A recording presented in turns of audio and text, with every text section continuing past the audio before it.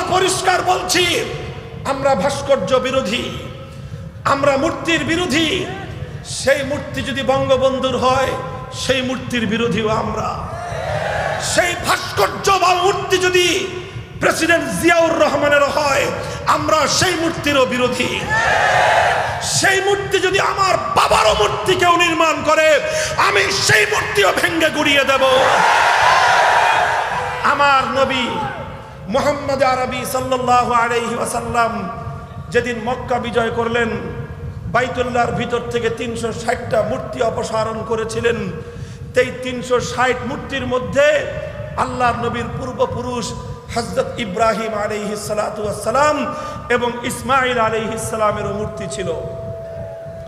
নবীজি সেই দুটি মূর্তিকে বের করে আক্ষেপের সুরে বললেন, কাতালাহুমুল্লাহ, কাতালাহুমুল্লাহ। আল্লাহ পাক মক্কার এই দুরাচার মুশরিকদের উপর অভিশাপ করুক।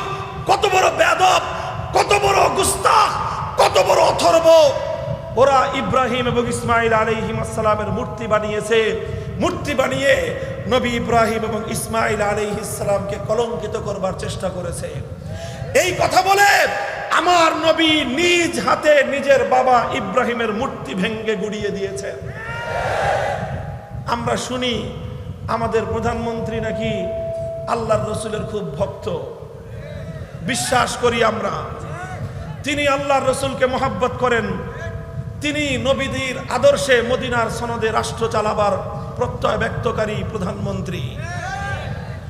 যদি আপনি আল্লাহর পয়গম্বরের আদর্শের অনুসারী হয়ে থাকেন, স্পষ্ট পয়গাম, আমার নবীর আদর্শ ছিল নিজের বাবার মূর্তি গড়া নয়, নিজের বাবার মূর্তি ভাঙা।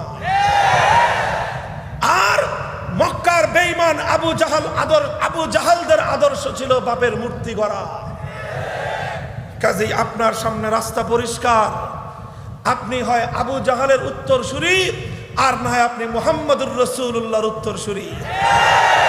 যদি আপনি আপনার বাবার মূর্তি নির্মাণ করেন, আমরা একথা বলতে বাধ্য হব,